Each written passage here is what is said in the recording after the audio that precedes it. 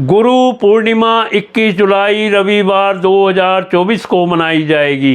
पूर्णिमा तिथि प्रारंभ 20 जुलाई 2024 को सायं 5:59 से, पूर्णिमा तिथि प्रारंभ 21 जुलाई 2024 को 3:46 तक रहेगी। आषाढ़ मास की पूर्णिमा तिथि को गुरु पूर्णिमा दिवस के रूप में जाना जाता है। परंपरागत रूप से यह दिन गुरु पूजन के लिए निर्धारित है। गुरु पूर्णिमा के अवसर पर शिष्य अपने गुरुओं की पूजा अर्चना करते हैं। गुरु अर्थात वह महापुरुष जो आध्यात्मिक ज्ञान एवं शिक्षा द्वारा अपने शिष्यों का मार्गदर्शन करते हैं। गुरु पूर्णिमा को व्यास पूर्णिमा के नाम से भी जाना जाता है। यह दिन महर्षि कृष्णद्वैपायन वेद व्यास की जयंती के रूप में मनाया जाता है।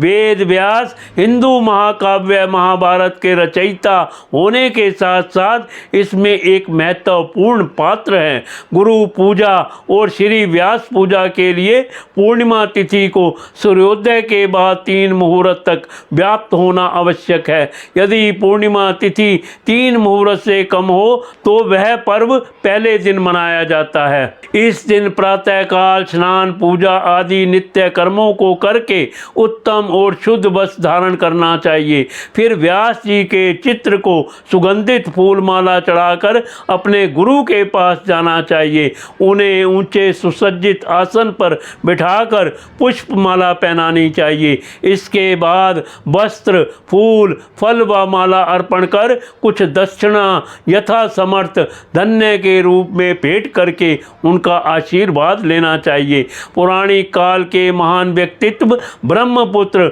महाभारत, श्रीमद् भागवत और 18 पुराण जैसे अद्भुत साहित्य की रचना करने वाले महर्षि वेद व्यास जी का जन्म आषाढ़ पूर्णिमा को हुआ था।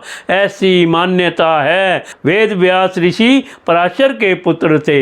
हिंदू धर्मशास्त्रों के अनुसार महर्षि व्यास तीनों कालों के ज्ञाता थे। उन्होंने अपनी दिव्य दृष्टि से देखकर यह जान लिया था कि कलयुग में धर्म के प्रति लोगों की रुचि कम हो जाएगी। धर्म में रुचि कम होने के कारण मनुष्य ईश्वर में विश्वास न रखने वाला, कर्तव्य से विमुख और कम आयु वाला हो जाएगा। एक बड़े और संपूर्ण वेद का अध्ययन करना उसके बस की बात नहीं होगी। इसलिए महर्षि व्यास ने वेद को 4 भागों में बांट दिया, जिससे कि अल्प बुद्धि और अल्प स्मरण शक्ति रखने वाले लोग भी वेदों का अध्ययन करके लाभ उठा सकें।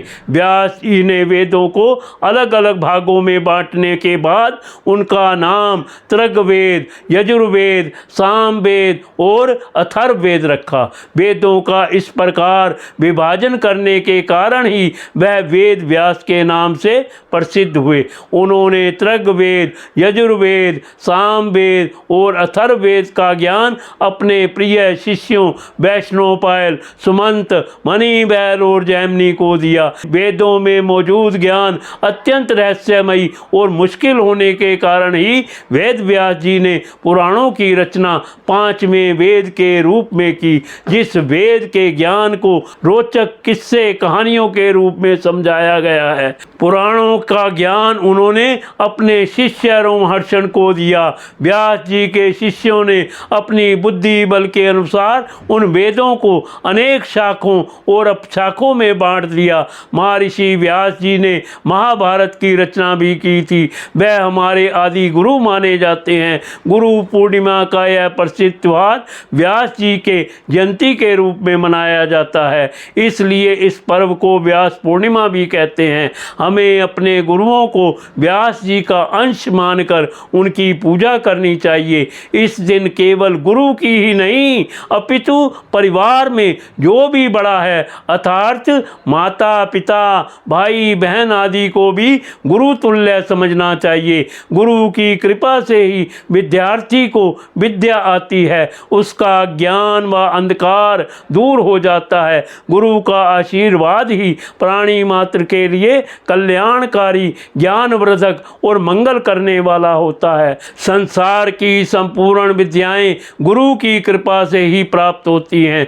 गुरु से मंत्र प्राप्त करने के लिए भी यह दिन श्रेष्ठ है। इस दिन गुरुजनों की यथासंभव सेवा करने का बहुत महत्व है, इसलिए इस पर्व को श्रद्धापूर्वक जरूर मनाना चाहिए।